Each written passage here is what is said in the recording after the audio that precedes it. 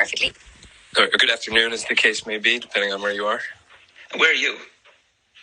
I'm in Boston. Okay. John, where are you based? Virginia. Nice. Yeah. Okay, cool. I'm in Dublin.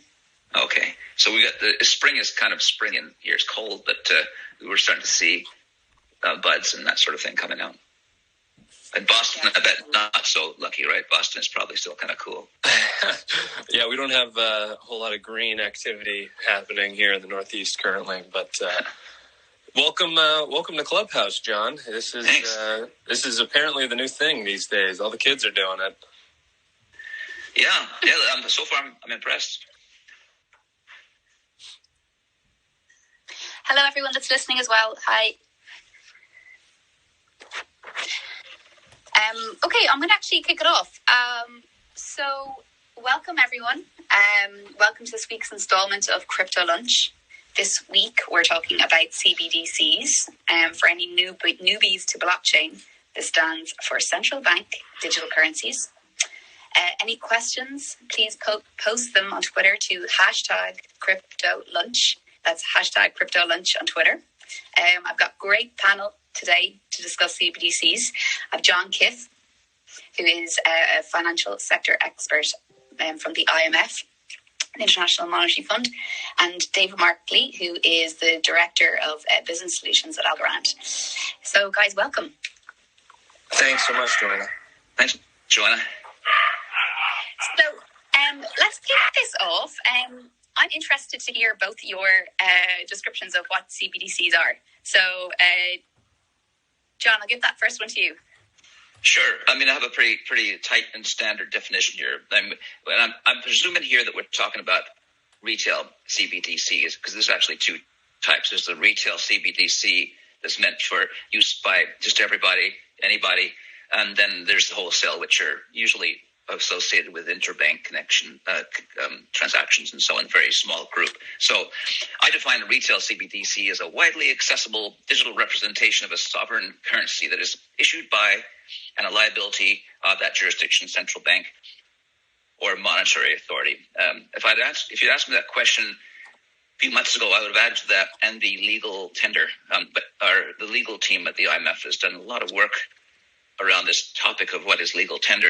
It's such a murky concept that we don't use that as part of our definition of CBDC anymore. But one thing I'm contemplating adding to my definition is also it should be useful for peer-to-peer transactions. So it shouldn't be just like a credit or debit card, let's say, that you can use at stores and so on. It should be something that, I can transfer money directly to you, for instance, without going through any intermediary. So that's basically the definition. But you can go in even I'm involved in several projects that are looking at taxonomies of central bank digital currency, and so we can get into some super fine detail about what kind of platform it's on, whether it's a distributed ledger blockchain like platform or it's a centralized database like a MasterCard or Visa thing. But that's basically it. But I like that the first one I gave is the very tightest definition. Right. Cool. And David, just give us a quick intro, and John, actually, if you could just the next question, I'll give you a quick intro to yourself. But David, just quick intro to what you're up to, and your understanding of CBDCs and describing them. Yeah, good. Well, I'm not going to attempt to redefine what the IMF has labeled CBDCs, but maybe I'll offer that I can expand the definition a little bit. Before I do that, though, thanks everybody for listening in. I'm David. I lead the business solutions team here at Algorand. Have been with the project for about 2.5 years, and have really been involved with the 500, 600 or so companies now that have connected to the Algorand network and do everything from trading the digital assets that are issued all the way to minting new mediums of exchange or new fiat representations like CBDCs on our platform. So that's the role I have, and I get to wear all kinds of different hats here at Algorand, which is a lot of fun. With regards to my definition of CBDCs, or the way I conceptualize it, as John put, there's certainly kind of two predominant styles that are talked about. There's the wholesale the retail. And then I think there's a lot of delta based on who the actual issuer is. So certainly to be by the book, as it were, it needs to be issued by a central bank. It needs to have the legal backing of that government. Whereas there are many people who have issued synthetic CBDCs or instruments that are basically fiat represented on chain. And we could talk about whether or not the plumbing looks identical, but I think the key distinction is that it's actually backed by the central bank itself. So I think I'll just take John's definition because it was fairly comprehensive. Great. You're not going to go against the IMF description of CBDCs. So, John, so what do you see as the benefits of implementing CBDCs? But just give us a quick, before you do that, just give us a quick kind of like 1 minute of like what you've been up to and what you get up to in your day job. Sure, but my day job is very much preoccupied with the CBDC because one of the roles of the IMF, and a lot of people, when they think of the IMF, they think of our lending programs or lender of last resort work and so on. But I work on what we call technical assistance. And that is a program by which we advise our 190 or so member countries on various topics.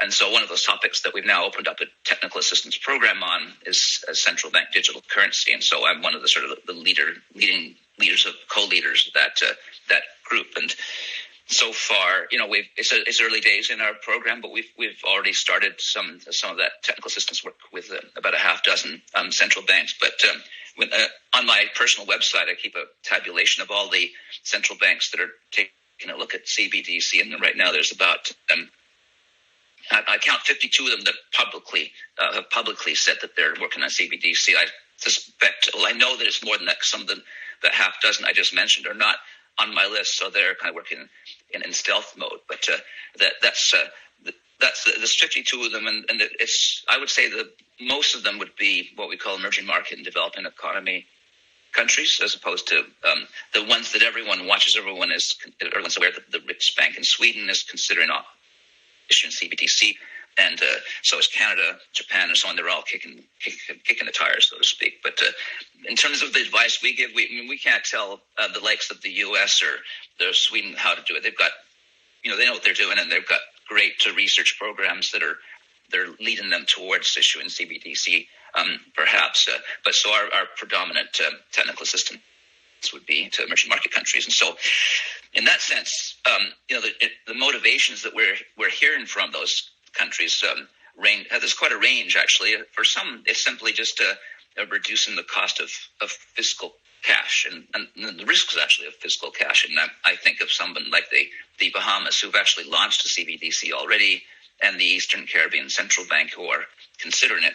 For them, the cost of producing and distributing cash is very high. And when I say risk, when you're an island economy, there's actually risks of the literal pirates of the Caribbean in the case of the ECCB, that you've got to actually transport physical cash across waters and deal with the risk of being attacked by pirates, basically.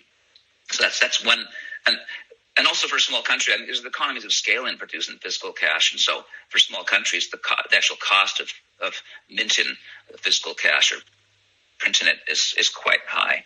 But another important motivation for that same group of countries is promoting financial inclusion and digitalization. These countries often have a lot of people who are unbanked and don't have access to the digital economy. And some of them actually marry the idea of a CBDC to helping their economies build out digital economies, basically. Like we all take it for granted here. There's Amazon and all. We can do so much of our commerce online, and we have lots of different digital payment mechanisms. But in some countries that's not true. So and perhaps the private sector, the banks there aren't stepping up to offer that. And that's the case in point for, say, Uruguay, who've already done a pilot. One of their motivations was around the idea that their banks were just not stepping up to the plate to offer digital payment means. So that's the motivations we're seeing from the emerging markets predominantly. For advanced economies like the U.S. and Canada and the Riksbank, particularly the Riksbank and I think China too, and is the enhancing payment system competition where digital payment providers have become monopolies essentially. I think in Sweden there's a Swish system that dominates to the point where it's something like 80 or 90% of the digital payments are done through this one company. So you got a single point of failure risk and just a monopoly risk that monopolies can sometimes abuse that position. So that's one of the reasons why the Riksbank is considering issuing CBDC. And also there's the decline in use of cash usage. And if you're a central bank and people aren't using your central bank cash anymore and the central bank and your currency, that kind of thwarts your ability to conduct monetary policy. And I think that might be, in the case of Canada, for instance, that would be one of their prime motivations for looking at CBDC, although they're not in the same boat as the Riksbank, where in Sweden, the use of cash is almost zero. It's trivial.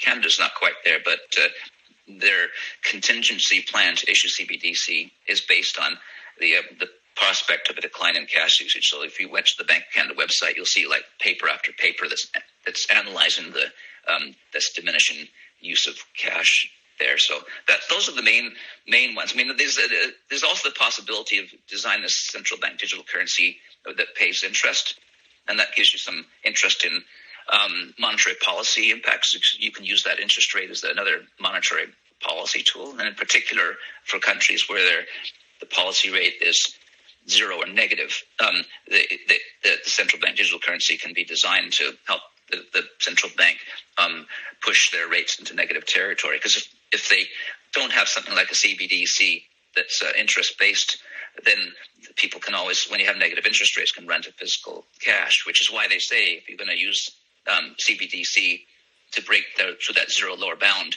you also have to make holding cash either expensive or you have to eliminate cash usage altogether. And I'm skeptical about that rationale because most central banks are not considering, the ones that are considering issuing CBDC are not considering eliminating use of cash. I mean, that would be a politically bad decision, I think, to eliminate cash. I just think of like my dad when he lives up in Canada, and I tell him about all my digital currency work, and he says, "Oh my God, don't take my cash from me. I want my," he wants to be able to tip, and the cash is a part of his life. So that I think that would be true in a lot of places, particularly I think the older people. Yeah. So I should be careful when I say that because I'm getting on years too.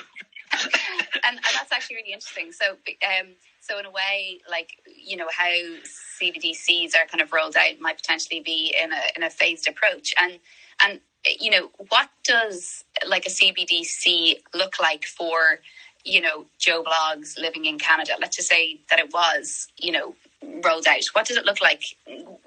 What's the infrastructure that needs to be there? Like, obviously there's, need mobile, obviously. Is that the case? Is that what is needed by the public? Not necessarily. I mean, there's a lot of different design choices out there. It could simply be, I think it seems like smartphones always end up being a key part of the infrastructure. So, and that's a bit of an issue if you're talking about a financial inclusion angle, because you can't, in some of these poor countries, you can't assume that people have smartphones. So you might have a design that's based on a feature phone. That's a possibility. But in a way, the CBDC doesn't look a lot different from, say, Venmo that we have here in the U.S. I don't know what you might have in Europe and the U.K. or Ireland, but we were big Venmo users here in the U.S., and so we use our smartphones to make peer-to-peer transactions and so on. So I think from what I'm seeing, most CBDC efforts from the user point of view will look like a Venmo or PayPal type of application, but they don't have to be. There's also there's a couple of efforts I know of to produce. They're basically like, I'm really showing my age here, but Mondex, for instance, was a little credit card sized device that you could do digital currency transactions, and there was no need to sync up with a main ledger, because that's a common denominator in most of these CBDC platforms. They all have a ledger underneath them that keeps track of who owns what, and also to prevent double spending. So then that could be based on a centralized database, or it could be decentralized, like the Algorand platform would be a case in point. So, but there are some that are based on no ledger at all. It's tricky though to contain the potential for double spending when you don't have a ledger, but some claim that's possible. But that's essentially the user is most likely going to be a smartphone or a feature phone based system, and from the infrastructure point of view, it's most likely to be have some kind of ledger underlying the whole business. Right. Okay. And David, can you kind of describe what are you seeing as the appetite for CBDCs? Yeah, absolutely. I mean, as John put it, we certainly have been engaged in a number, and the interest has only grown over the last 24 months or so. As he outlined, predominantly emerging markets are the ones who, in my opinion, stand to benefit the most.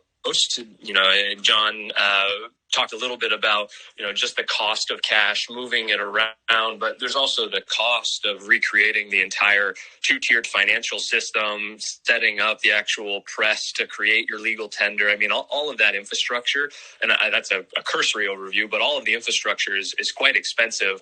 And so that's why you see many emerging markets just defaulting to whatever the predominant regional currency is and adopting that as their medium of exchange. Whereas, I think the entire decentralized movement, as it's kind of broadly called, is really just a representation of moving the sticks, so to speak, with regards to cost profile. And so if you look at something like a decentralized exchange where anybody can participate, anybody can post any asset, we will certainly get more clarity around that statement here going forward and what is legal. But the idea that anybody can participate through this software, find a suitable buyer, find a suitable seller, and have it matched without any kind of primary intermediary, you take that decentralized exchange concept and you extend it to the ability to manage and distribute cash.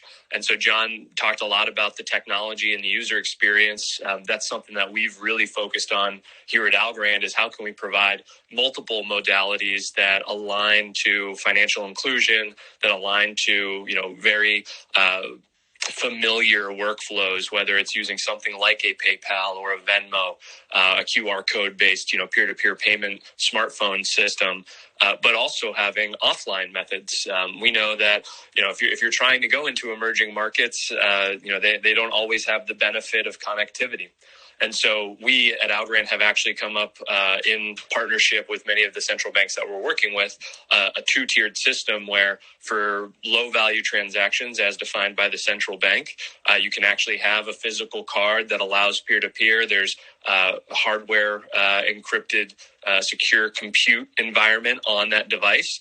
And while it does create, because it's completely offline, it's not connected to the ledger, while it does create a potential opportunity for double spending, you can, by virtue of the programmability of many of these platforms, you can reduce that exposure so that you can only do, $100 or $200 or whatever the threshold is in that peer-to-peer offline format using the hardware.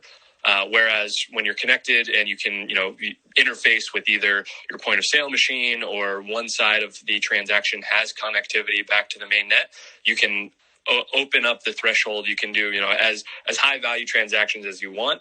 And then the other part of that is that it becomes more of a complement to cash. So if you are operating in more rural areas, cash can still be a very useful tool. As John put, his dad doesn't want to part ways with the dollar bills that he keeps stuffed under the mattress. John, I don't know where your father keeps the dollars, but I'm assuming somewhere very safe like that. And so you can have both of these systems complementing each other, allowing central banks to seamlessly roll out monetary policy, to be very precise in where they're distributing pockets of capital instead of these kind of, blanket policies where it's kind of just a buckshot approach, and they really don't have great visibility or control into where the dollars end up. So across the spectrum, we have been working with several. I think the one that is public and that we've talked quite a bit about is our work with the Marshall Islands. Very similar to the project that's happening in the Bahamas. The stack under the hood. We have used the Algorand platform, which is a fully decentralized blockchain protocol, and we think that there's a lot of benefits of having that transparency, that visibility. As I believe John talked about, having that open framework and having that open source foundation really invites competition. So anybody can create a new application that interfaces with this. And I on that topic, I was reading an article earlier this week, and one of the reporters was talking about the Indian investigation into their central bank digital currency and what the benefits and the trade-offs and the risks are. And one of the things they cited was that a CBDC really has the potential to disintermediate the banking infrastructure. And actually, in speaking with many of the central banks and their banking counterparts, it's really an evolution of the banking infrastructure as opposed to disintermediation. It allows banks to focus more on the value-added services that they can provide, whereas the central bank can, start to programmatically roll out these policy controls, and so they have to rely less on, kind of the two-tier banking infrastructure that they have historically. And those banks can now focus on adding more products and services, and just end up adding more value to the consumers. So I think I dispute the idea that the central bank digital currency is going to, disintermediate the entire financial system. I think that's probably not an accurate depiction of what these instruments represent and the real value and the new distribution channels that they can create. And I will pause there because those were a lot of words. So just, John, just going back on, you're talking about like what platform. So is it a case that depending on who CBDCs go with and what platform they go with, they might have different functionalities?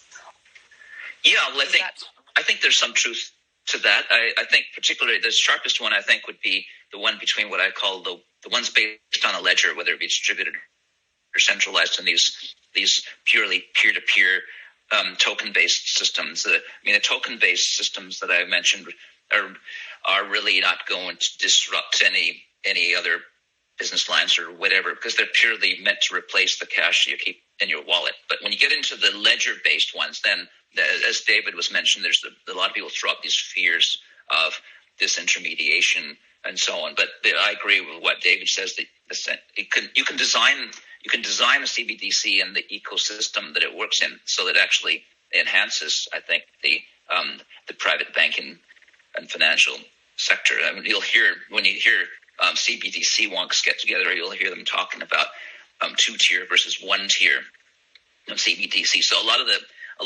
scaremongering around this disintermediation story revolves around, usually I call them sort of egghead economists who don't really get into the details of how CBDC is designed. So they just assume that a CBDC means that the central bank essentially opens up its balance sheet and allows people to deposit funds directly at the central bank.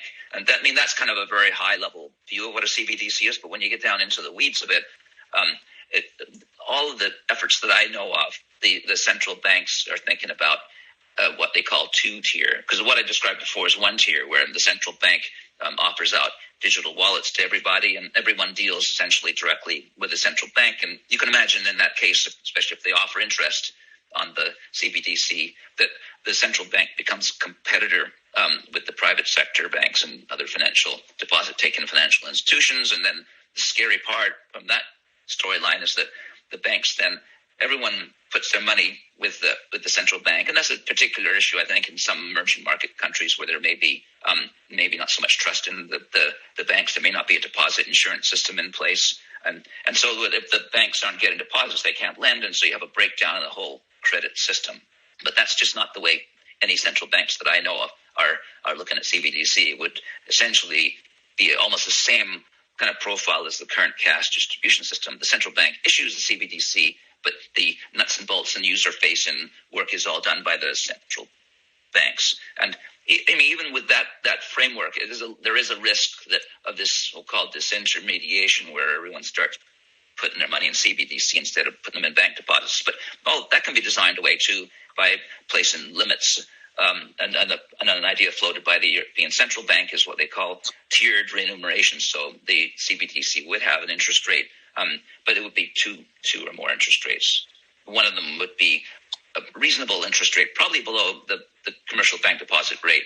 That is but it's only for very small holdings. So it's really just meant to enforce the idea that this is meant to be cash. And then for higher holdings, there's a much lower remuneration, even possibly negative. So there's different ways you can design away this risk of the central bank essentially competing with the private sector. And all right, so and where do the apologies if you've answered this already, but where do the banks kind of sit in here? Is it just like they are also people that can kind of create products around CBDCs, right?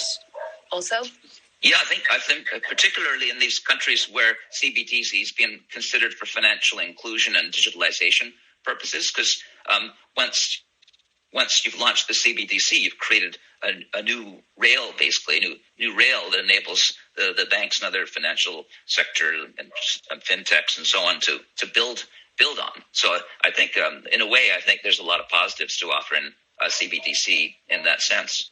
And so I'm interested to kind of understand, some countries might be kind of fully backed, or their output is agriculture.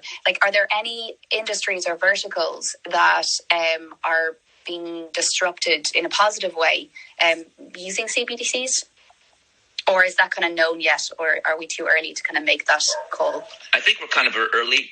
Right now, everyone's watching the Bahamas right now because they've actually launched. And so we're all watching that to see exactly how it does sort of work its way through the economy. And there's the pilots being done by it's going to be launched shortly by the Eastern Caribbean Central Bank. And also China's running a massive pilot. So hopefully we'll be hearing more from those guys about what the impacts might be. But, I can imagine there could be, if you're going to enhance the digitalization of the economy, that can only be good for other firms that might benefit from the commercial aspects of a more liquid digital payment mechanism. The only thing that I'd add on that topic, Johanna, is that what's funny is that I think a lot of people hold in their mind's eye that CBDC is also by definition means blockchain or some DLT, which is a funny juxtaposition because in the name of the instrument is central bank, right? I mean that's the the weird meshing of these two worlds, and I think a lot heavily relies on, whether or not you can build additional products and services and enhance competition for, value add to your user base or your consumers is really around what that infrastructure looks like. Many of these pilots or many of these kind of early iterations are on closed centralized databases, or maybe they're using a blockchain, but they're in full control of the nodes, the people that are providing a stake or consensus for every transaction. And so if it's not open and it's not available, that whole idea or concept about making it a more competitive, venue for people to compete for deposits, for lending and borrowing, for other financial products and services. Well, if it's all under lock and key by the central bank, it kind of defeats the purpose there. So I'd say that the architecture and the way that the central bank has decided to roll out on what platform plays a huge role in whether or not there can be innovation or whether or not other people can start to provide these products and services. One thing I'd add to that too, is part of our sort of best practice CBDC thought process is that fairly early in the thought process, the central bank should be engaging with all users. So in case of the Bank of Canada, for instance, they've run focus groups and surveys and so on.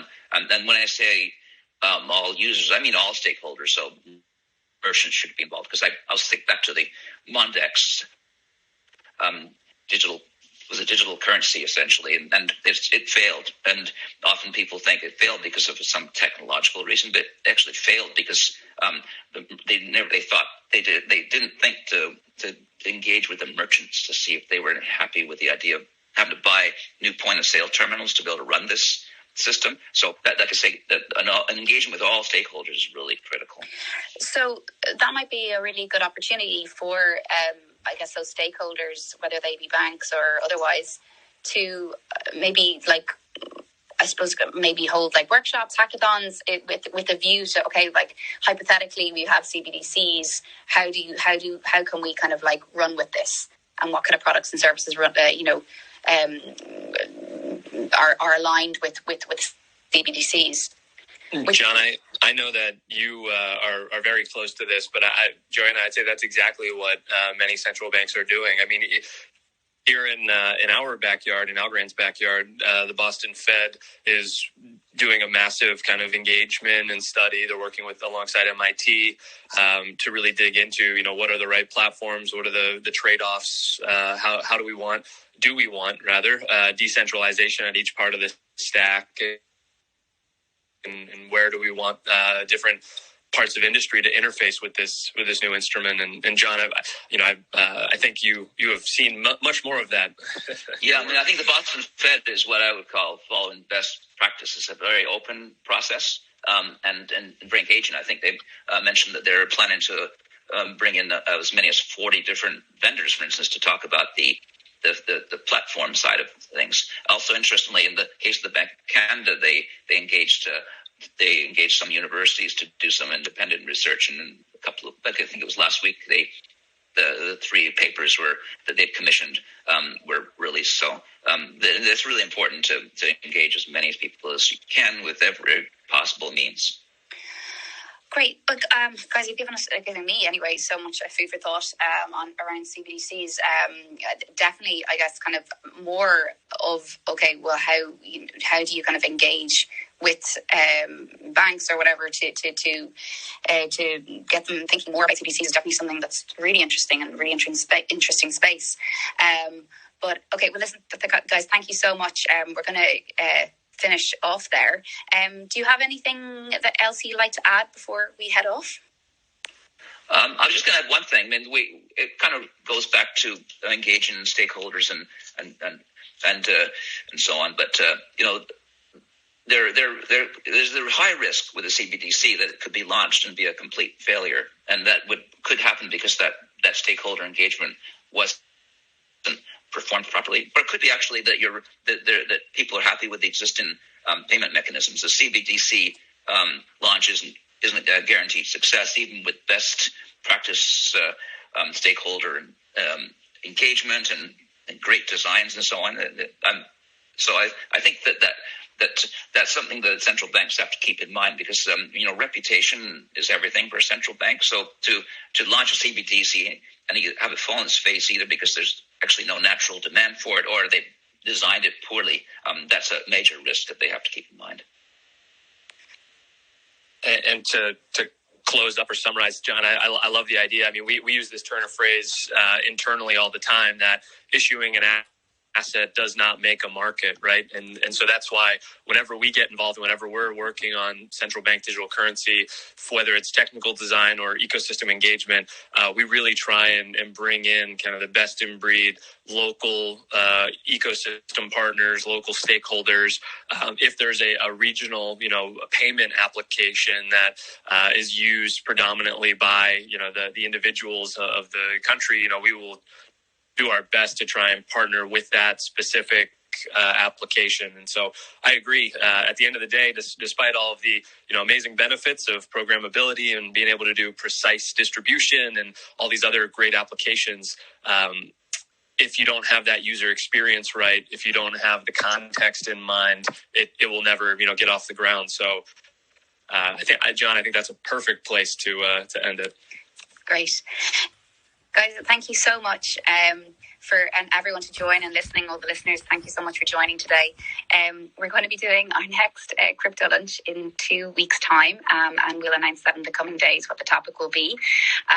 Again, massive thanks to John Kiff and David Markley for talking about central bank digital currencies today, and we look forward to hopefully seeing you all back here in 2 weeks' time. Thanks, Johanna. Thanks so much, Johanna. Bye. Bye-bye. Okay.